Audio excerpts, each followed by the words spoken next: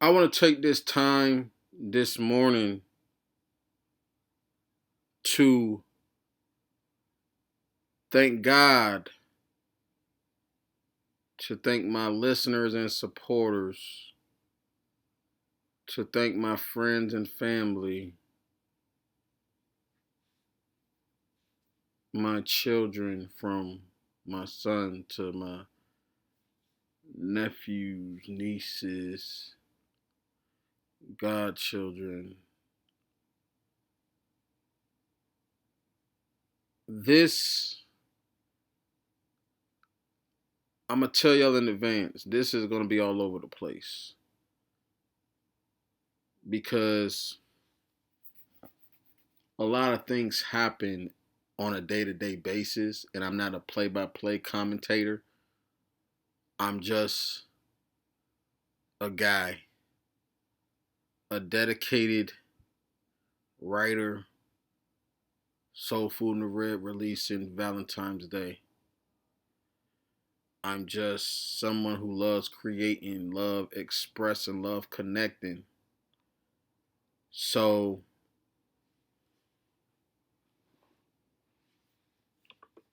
I've been conflicted with what I wanted to talk about.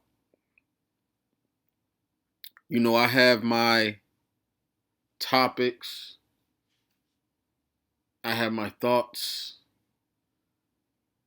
I also have a responsibility to my integrity because I'm not someone who will lie for the sake of entertainment. And I think that's why, I haven't been able to branch off or expand in the acting space or the entertainment space to where I have to perform because I can be petty, I can be childish, I can, really do what I have to do to make sure that I get what I need, but there's a lot of integrity that is missing in the podcast space and the media space and the entertainment space. And there's a particular message that I that a lot of people fail to realize. And I don't even want to be the one to say it because I'm like, again, I don't know these people.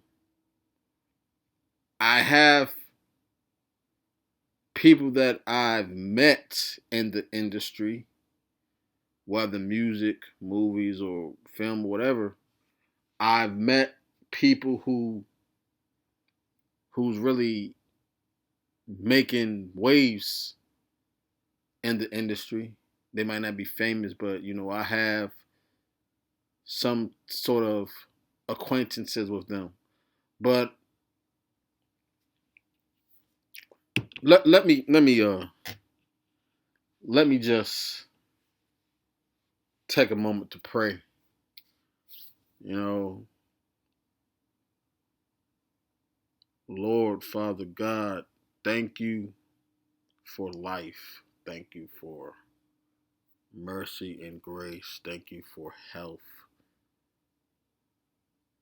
Thank you for breath. I do not want to take you for granted. I do not want to take this blessing for granted.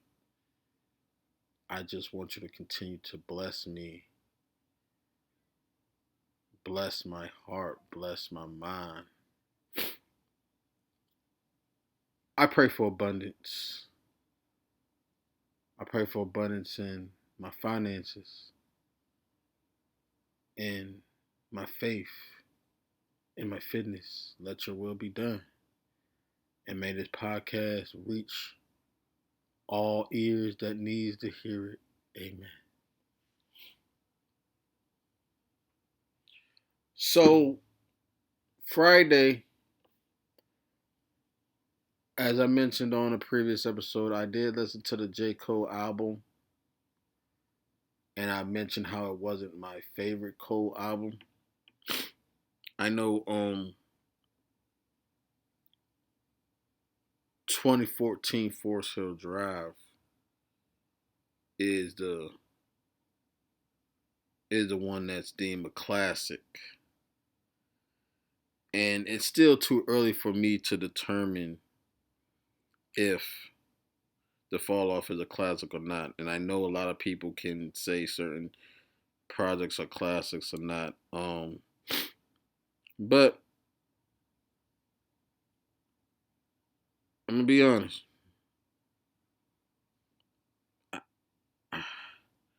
I'm I love the album. It had, well, I had it on streaming, so it's a two-part album. I mean, this album, 24 songs, about an hour and 40 minutes of music. And I hate when people say that's too much music, because if you're a connoisseur like me, what is too much music? It don't have to, because the thing about it is, if you're listening to music and you're consuming music, it's doing something for you. I think a lot of people might listen to music just to critique it or to judge it, and some people listen to it just to enjoy it. And I'm gonna be honest, because I'm someone who's been doing music for a long time, but I've consumed music longer than I've been doing music. And as a listener, as a consumer, I can't get enough of it. And as someone who creates music and writes songs, sometimes it gets difficult to create. It doesn't get difficult to create, but it gets difficult to be authentic and to, write songs to tell the truth in 20, 40, 50, however many songs you tell the truth in. I mean, it's a life experience. I think music is just what feelings sound like. I'm going to always say that, shout out to Joe Budden. But I've I might have listened to it 3 times, and it gets better every time for me.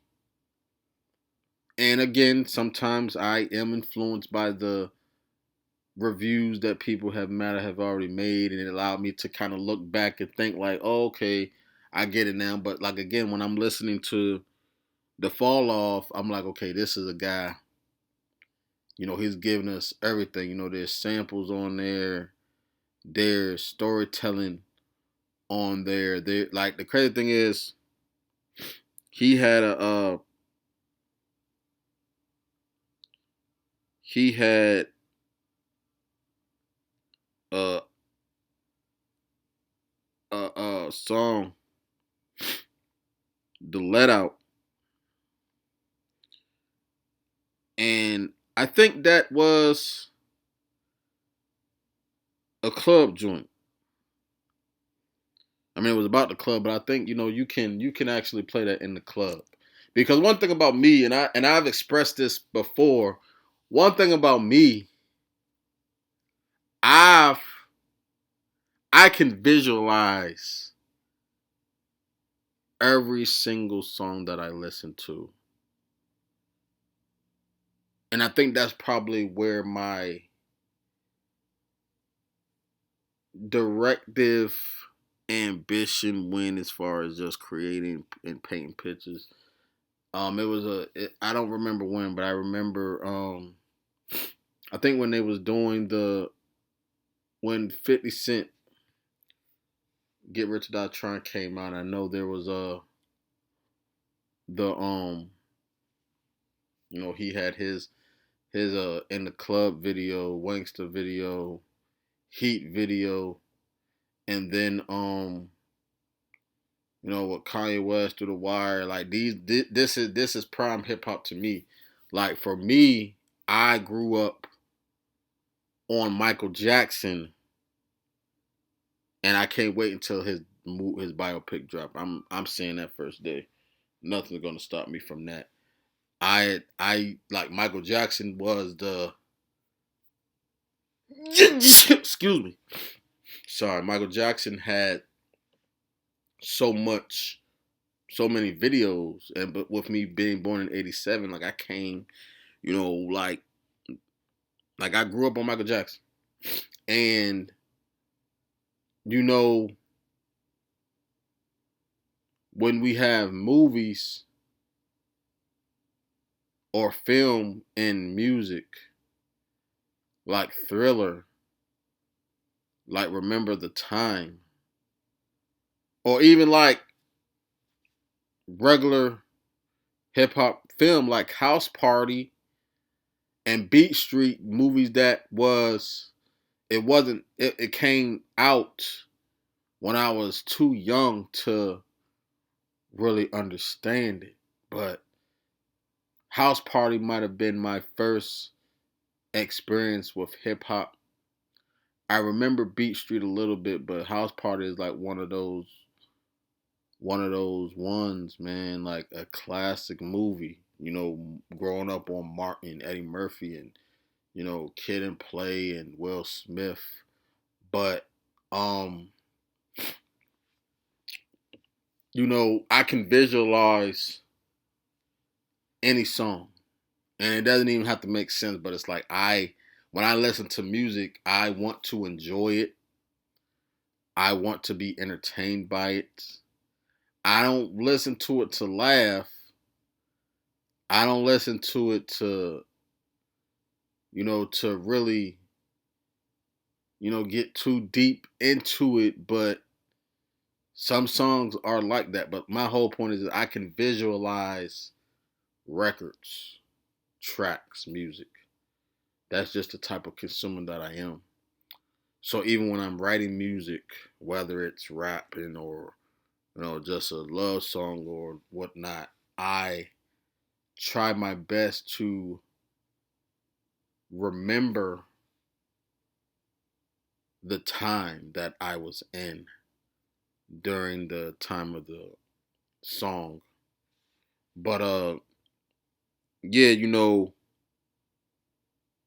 with the fall off, J. Cole was telling some stories.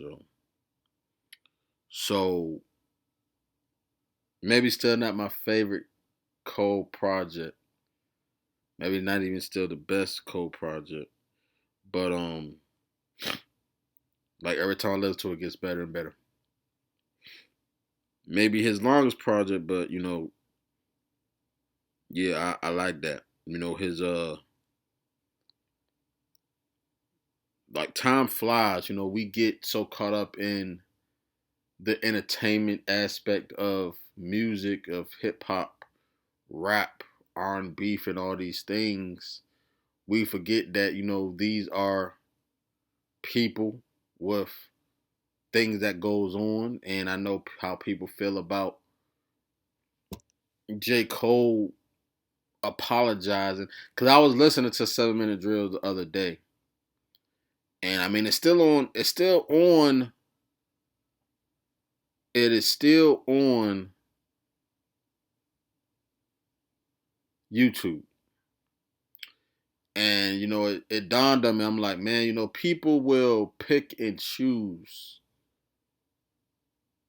They will change the goalpost, which I've mentioned many times. It doesn't matter if you change the goalpost, if you achieve the goal and then you want to, change to something else, do that.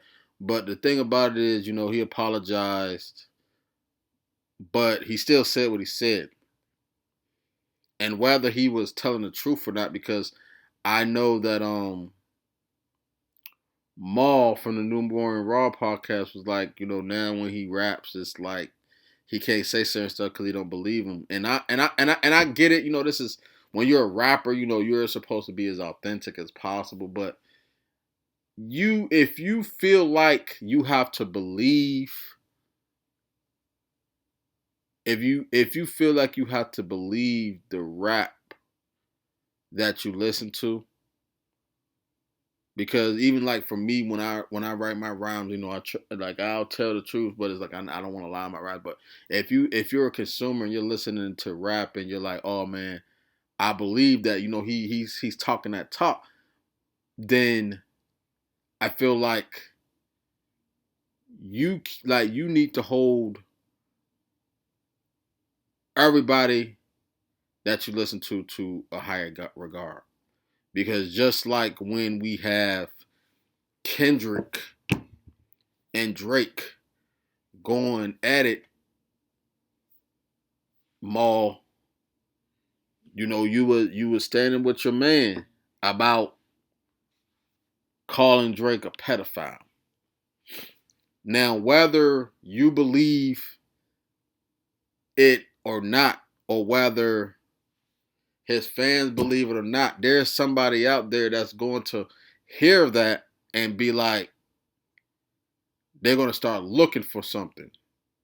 Same thing with Drake when he said, you putting your hands on your wife, or why you here and you're not living with your woman or whatever and all this. But it's like, if you're going to tell Cole that you're no longer going to believe him, then it's like, all right, so this is all just entertainment now. Because again, let's say you wasn't at Dreamville. Let's say we didn't get that video. Let's say if Cole decided to say, all right, we're gonna remove these, we're gonna put all these phones in a box, y'all can get it when y'all leave, and we didn't witness what we witnessed with him apologizing. And I'm always say it, like I don't know Cole, I don't know Kendrick, I don't know Drake personally, I don't know their personal relationships with each other. I mean, at some point, we sometimes become hypocrites with certain things. Like Cole apologized, said, "Give me your best shot." And hip hop, they had mixed feelings. But it goes back again to with the Drake having ghostwriter allegations. And you know, I'm a Drake fan, I'm a Kendrick fan, I'm a Cole fan. They can rap, but coming up in a era of Nas and Jay, I had just missed the Nas and Jay battle when I really started getting into hip hop like that. Like, so I was born in '87, growing up on Michael Jackson. I knew Kid and Play because I was a movie guy. I knew Kid and Play. I knew Will Smith. I knew hip hop to a degree. And then when I started listening to hip hop, I was listening to Fabulous and the Street Family, Joe Budden, and all that. But I was still like, I was in high school when Ether and Takeover came out, but I know the impact on what Ether did. A lot of people will talk about Ether. Ether was, roast session. And the Takeover, it was more like, okay, this is truthful. Like Jay was spitting facts on the Takeover. Now it was just kind of like, it was a snap. It was more like emotion versus logic. So then we have an era, because before the Jay and Nas battle, we had Biggie and Pac, and we already know what happens after that. Because we even talk about Hit 'Em Up being one of the greatest hip hop diss records of all time. And then, if we go back before that with Ice Cube and NWA, with Cube doing No Vaseline. And, let's fast forward past the Biggie and Pac and the J, and now you go to 50 Cent with, I mean, I ain't gonna say his old album was a whole diss track to Ja Rule and Murder Inc. But 50 Cent, he took over hip hop and he was saying some things too. And it's like, these like 50 Cent was the realest rapper to me since Pac.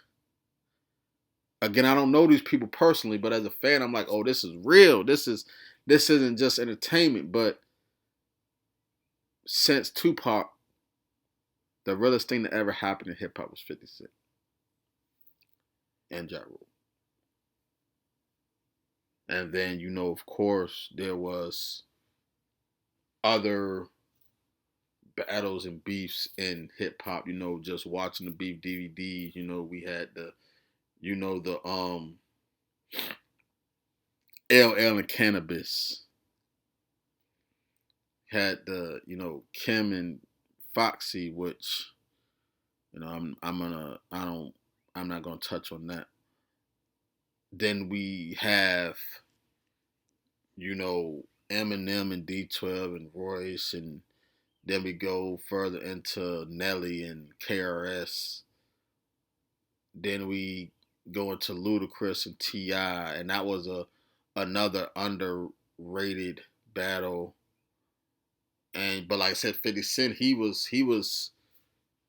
the 2000s. Like, he was running it until, like, Lil Wayne became like the dude. Lil Wayne been around like forever, but he started, like, he became that guy right before Nicki and Drake and the mid 2000 era came around. But it's like Lil Wayne started taking over rap. He was on every feature, everything. And we talked about the whole Gillie and Wayne thing. Like, that was a time. Like, I can give y'all a history lesson, but my thing is, we have this hypocrisy mindset when it comes to rapping. We know rappers fabricate, we know rappers lie. And then when it's time for war, it's about who has the hottest bars. But like I said, J. Cole, the 7-minute drill may not be on, I might delete later, but it's still on the channel. It's still on YouTube. So you can still listen to it. And I'ma still stand on what I stand on. Like, well, I could be wrong.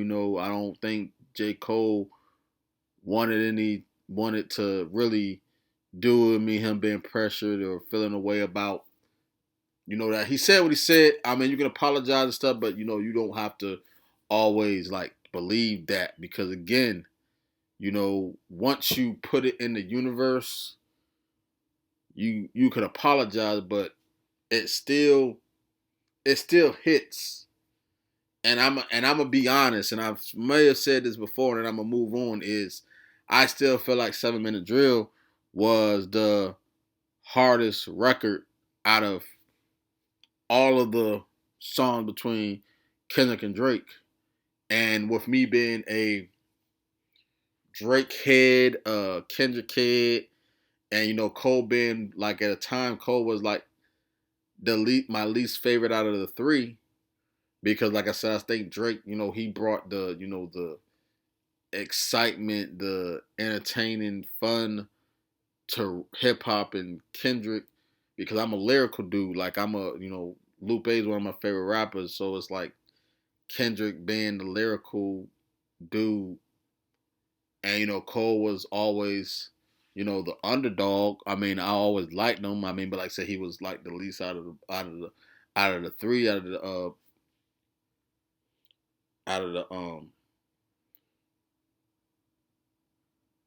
the three fellas, the big three, and then he upped his game. When he dropped the off season in 2021, man, that jump was hard.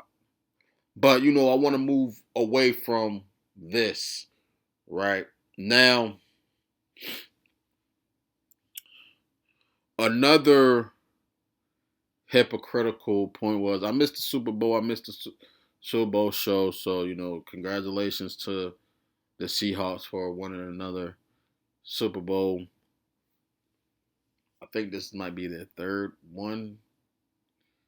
I think Russell has two with the Seahawks and stuff. But I want to touch bases on again. I'm not a political guy at all. I should be, but I decided not to run for president in 2028. But I thought about how we as a country, as a culture, we kind of we was sitting here hating Jay-Z for having Bad Bunny at the Super Bowl because Bad Bunny is a reggaeton artist. Now, for those of you who know me knows that I like music that I have no business liking because I don't speak Spanish. I don't always understand Spanish. I know probably like maybe 10 words, and I'm not even gonna get into that right now, you know what I'm saying? But and maybe again I'm gonna be all over the place, but maybe I'm wrong for feeling this way, but you can't get mad at Jay-Z for having Bad Bunny perform at the Super Bowl at one of the biggest American events in the country, maybe in the world, and then get mad at ICE. And what I mean by that is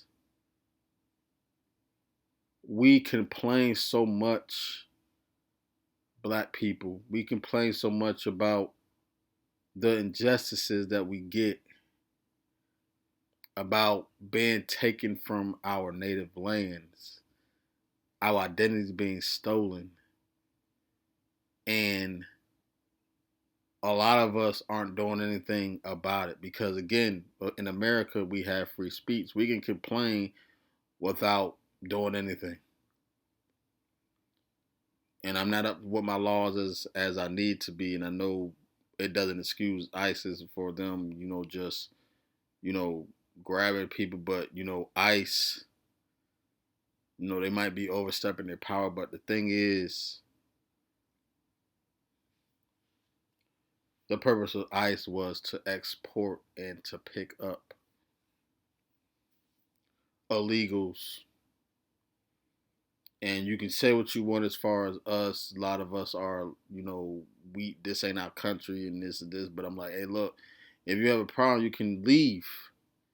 You can leave this country if you're that fed up with the country. If you don't have the resources, if you don't have the funds, if you don't have the means to leave, then please shut up. Shut up. Just shut up about it. It gets so frustrating to me because I'm an American. I'm melanated. I don't really like to say African American, but if I had to make a choice, African American. But it's like I've never been to Africa. I would love to go one day, but I cannot stand it. I used to do stuff where complaining, and what am I doing about it to fix it? We have to, if You can vote, but if you like, if you don't, if the people who you voted for don't even get in office, then what do? Like, do you protest? And then when you protest, you got to go to work, so you can't stay out all day. And this is the thing, there are people who are living this day to day, living in the terrorist day to day. I've been, wrongfully criticized, wrongfully accused for things, and I've expressed this before in episodes. I never been in jail. I never spent uh I never spent a night at a hospital. I never had to deal with this magnitude of discrimination and of recklessness. But the thing about it is, I'm sometimes the justice is in just allowing the Lord to work it out. Do you believe in magic? Do you believe in karma? Do you believe in justice? Life isn't fair. Life never been fair, and me as a black man and living in America, I might be naive, but I never had to, you know, I never been like to that magnitude discriminated against, but I have been discriminated. I have seen, white women, white men, look at me like, so this black dude, like they might, like I'm like I didn't catch the side eye stuff, but I can feel it. Like, one thing about me is I feel the energy, and I've said this many times. I do not like hate. Hate is always uneasy for me.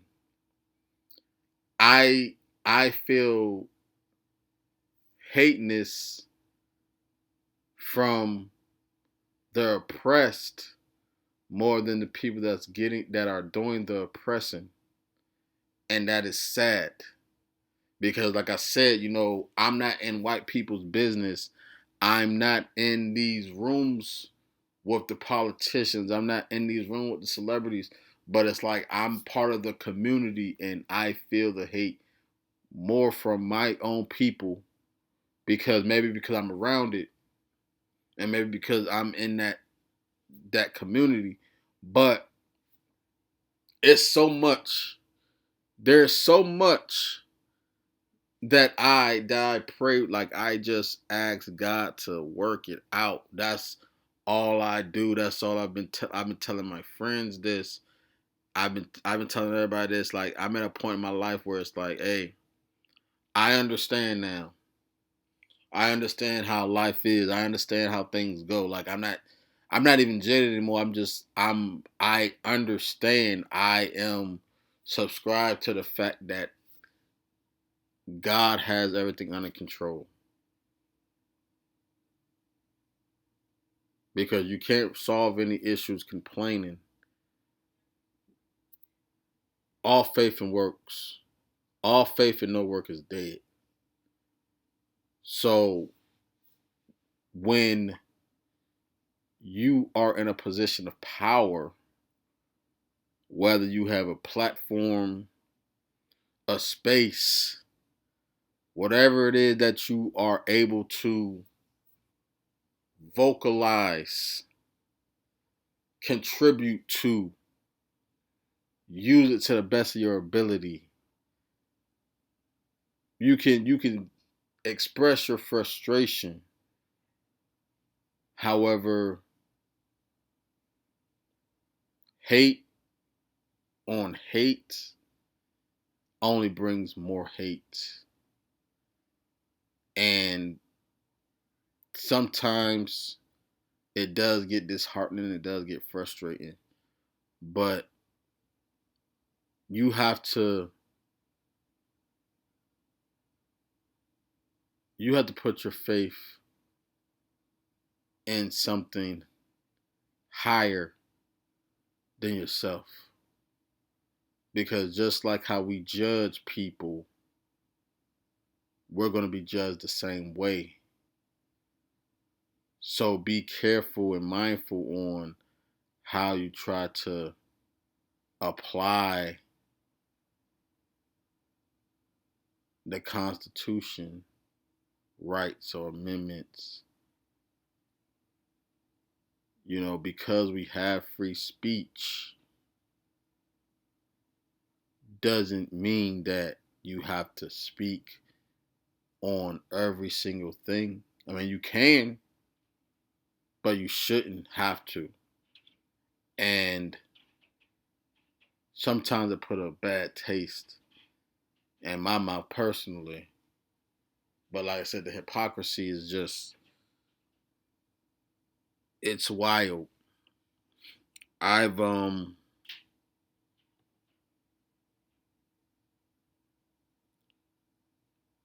I have realized something when I was going over my book, as far as like, is it good enough? Is it long enough? Did I do what I set out to do? I wrote a book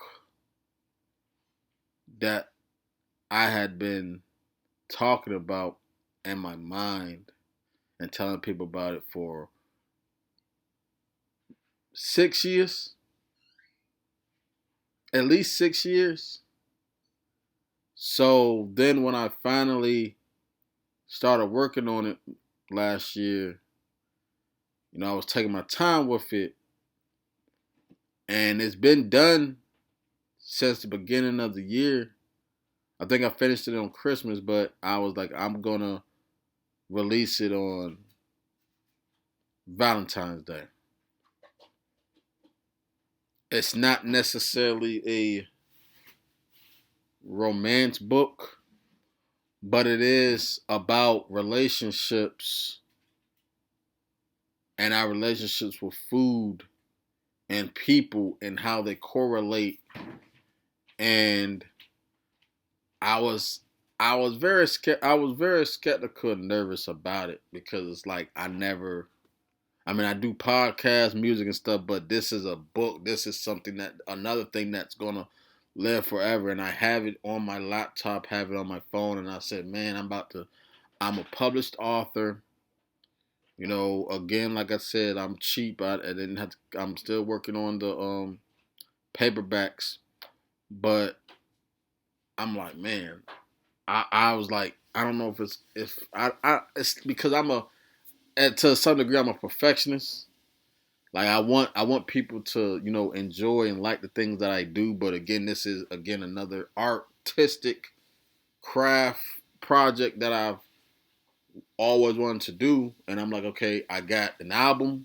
I dropped albums. I dropped my podcast. I got my book.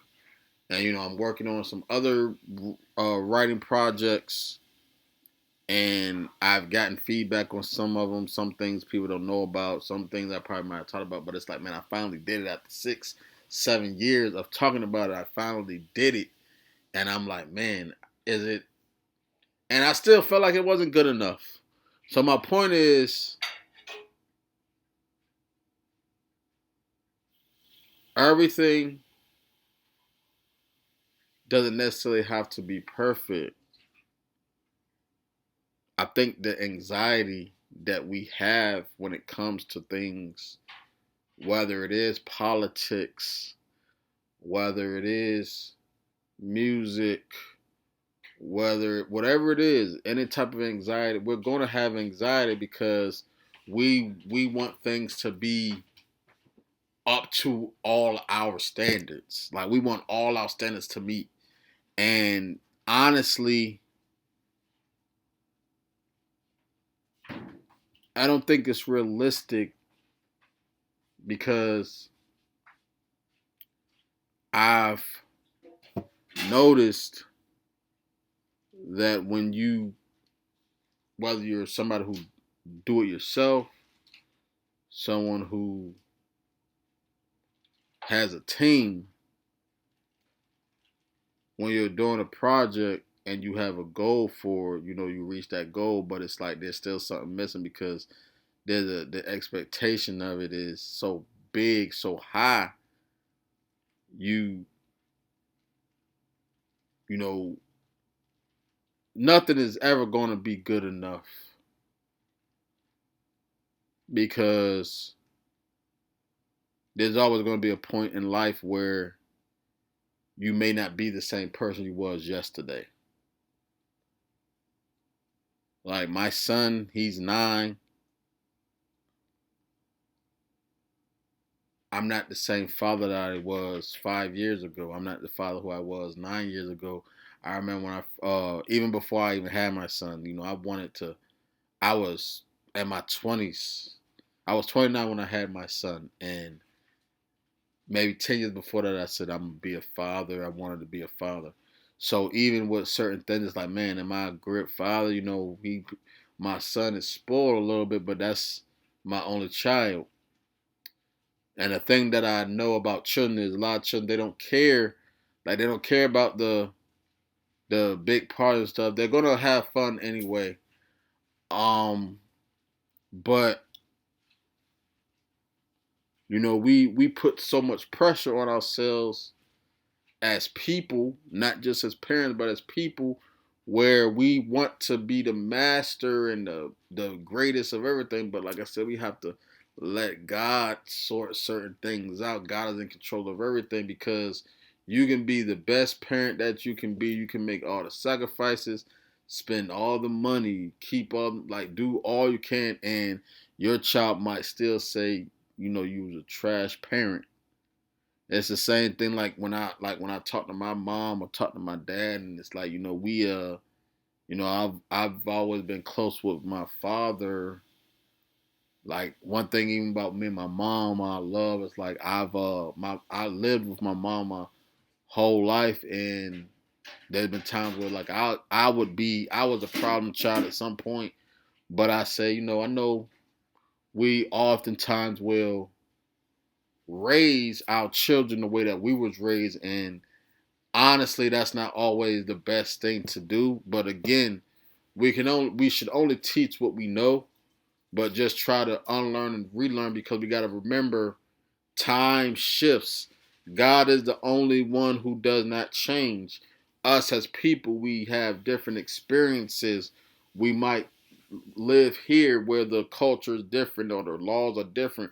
We might move here where this is allowed, and even in certain times, we have Bill Cosby that was doing time for things that was allowed in his time, and R. Kelly, who's locked up for doing things that people just let slide in this time. And now that we're living in a world where it's trying to correct itself, we're trying to put our best foot forward, which we should, in order to make everything acceptable to our liking. But there's a billion people in the world with a billion different personalities, a billion different understandings, a billion different beliefs, a billion different minds. But God is unchanging. Only God is unchanging.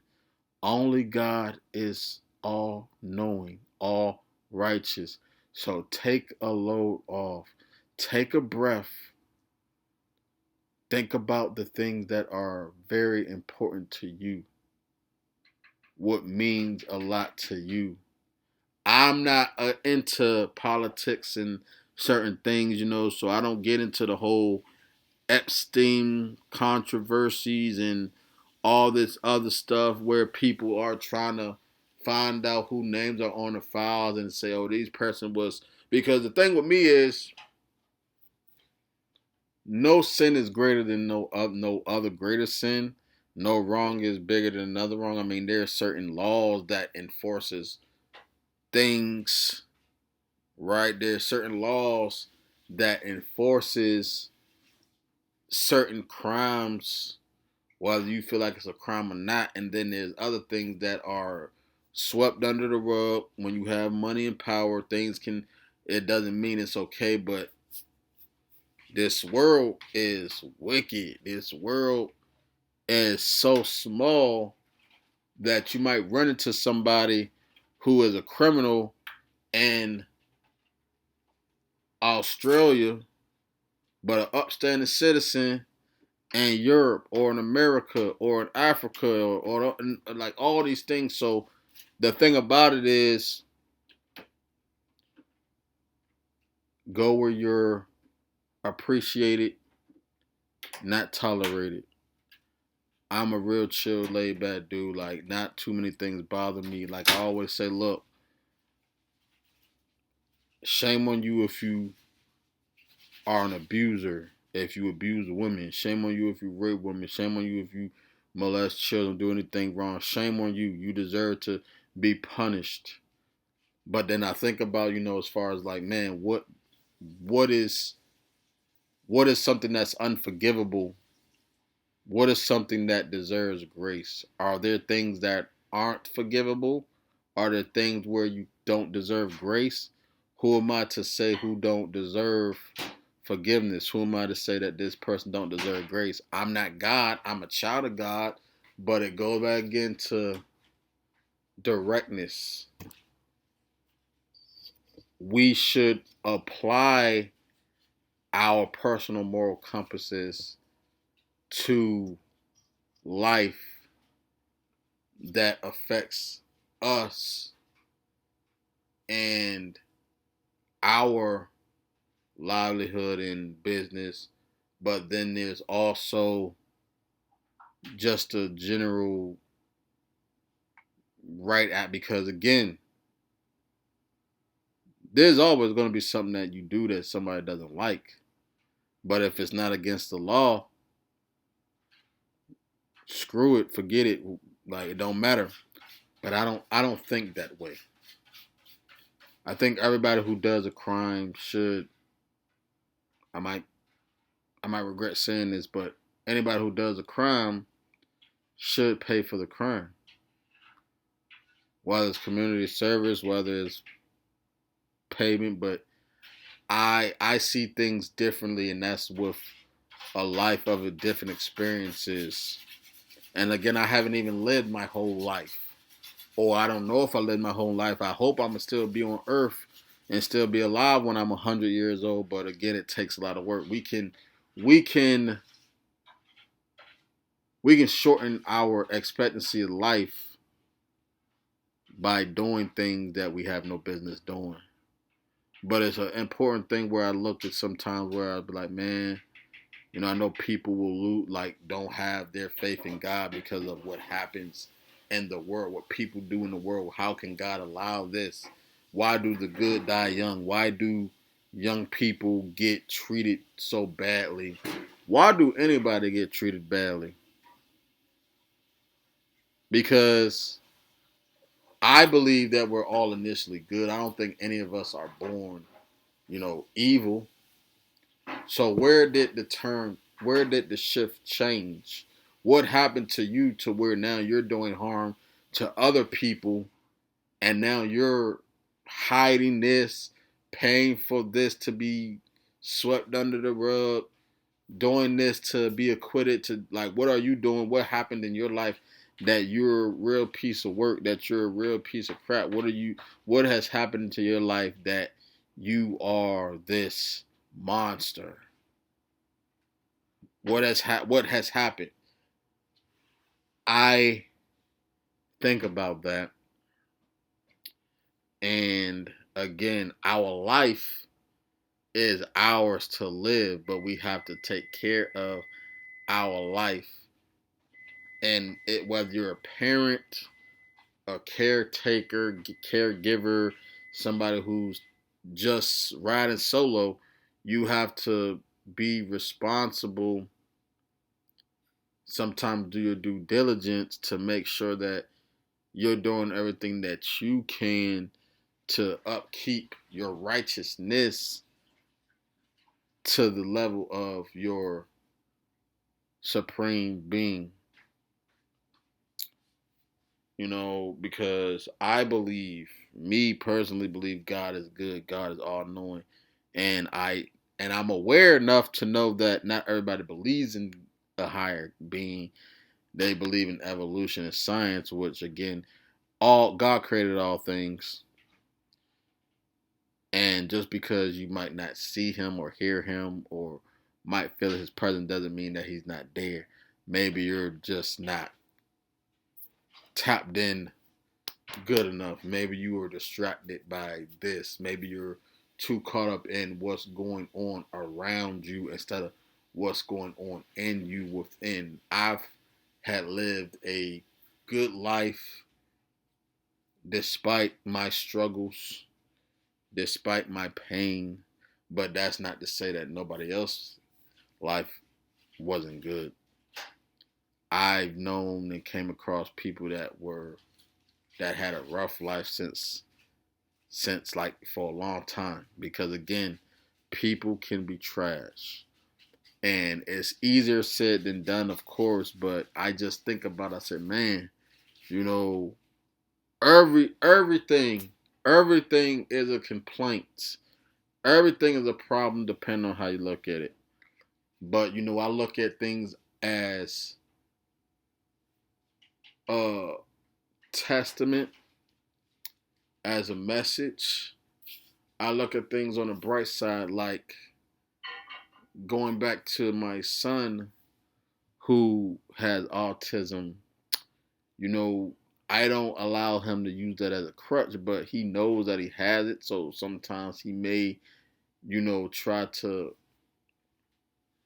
use that as to why he behaves this way. And maybe that could be the case on why he behaves a certain way. But me, as a parent who believes in his gift and ability and his capability, I don't allow him to use that. And maybe I could be a bad parent for that. But again, he's his own person. I'm not living in his head. So I have to give him grace with that, because he still is a young child. And I know we talk about the cortex in our brain doesn't fully develop until we're 25, but what happens after you're 25? Because our brain is still sensitive, because I can meet somebody that's in their 40s older than me who might have a mental malfunction or mental illness or some type of disadvantage to the normal behavior of a person. But who am I to say this person isn't normal? Not everybody's raised the same. Not everybody believes the same things, and it's a shame. But that's why I always say we all have a mental illness, because God created us in His image, meaning that He, when we're in the womb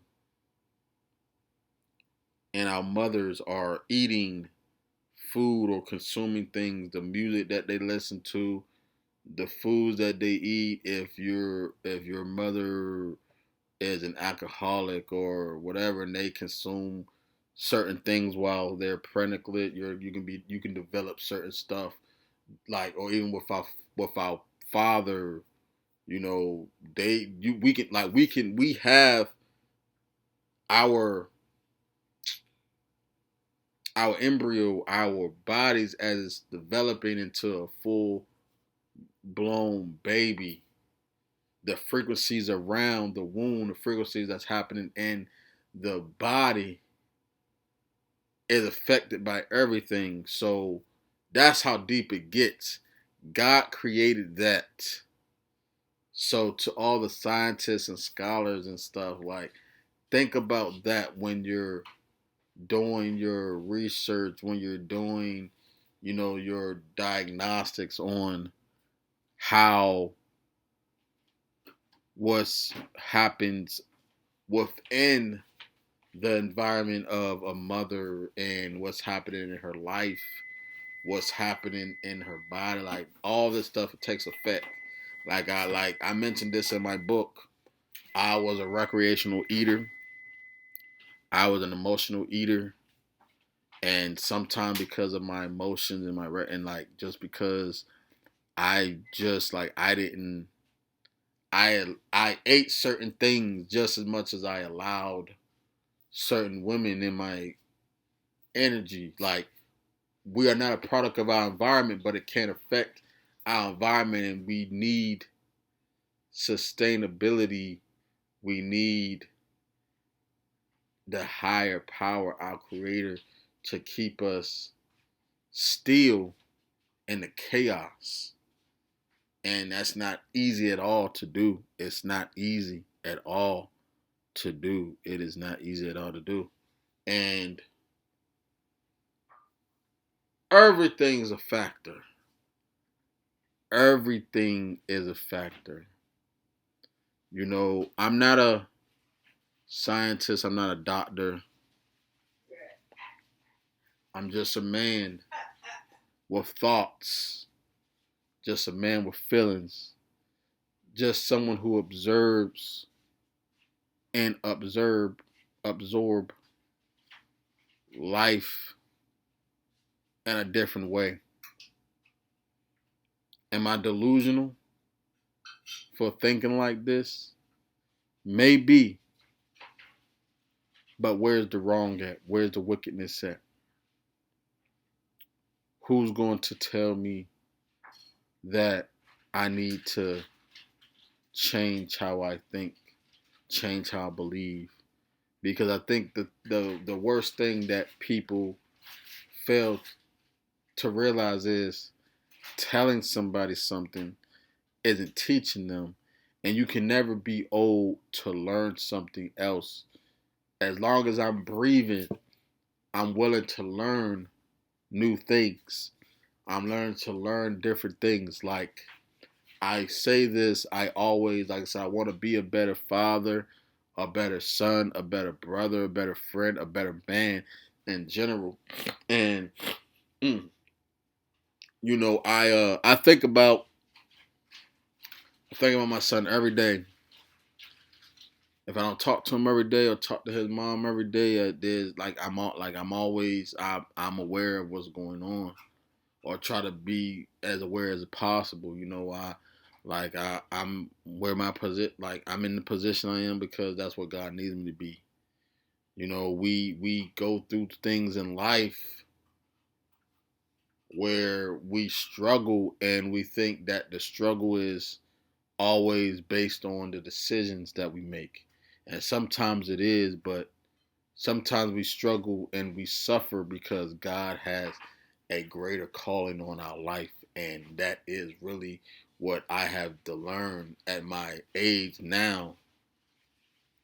At my age now, at 38, at my age now, and I had learned that our struggle and suffering sometimes meant for a greater purpose. Because there's people who makes millions of dollars who has nowhere to go, who are unhappy. There's people who makes maybe 20,000 a year, like myself, or maybe even people who don't have a job, and they're the happiest people on earth. What is it about?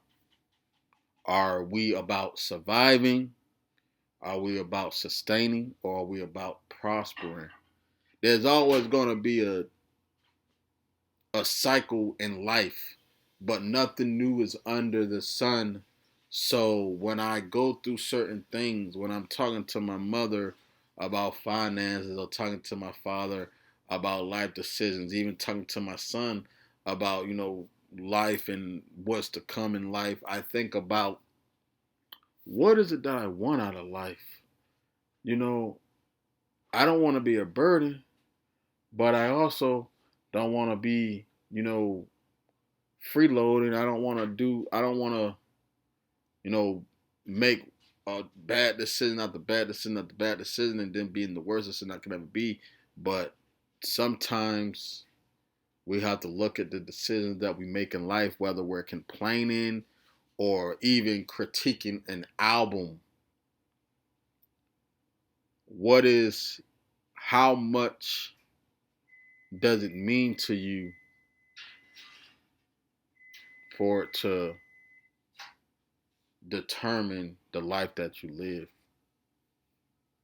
What is worth your life? If I don't like somebody, but I love them, I'm willing to listen to them. I don't have to agree with someone all the time to love them. I don't have to like somebody all the time to love them. Because again, my love is different. My love comes from the Most High, and sometimes we get so caught up in what we have going on personally, we forget about what's going on around us, that we don't care. And when we don't care, it opens up a door to another thought. It gets deep. I told you I was going to be all over the place. But let me close out here. It's been an hour, and now I just feel like I'm just rambling. But I'm going to close out here and just say, like, before you complain about something, no matter how small it is, whether it's a pimple on your face or you missed a payment on a bill or the accidents that's holding up, that's keeping traffic from moving. No, before you complain out loud, think about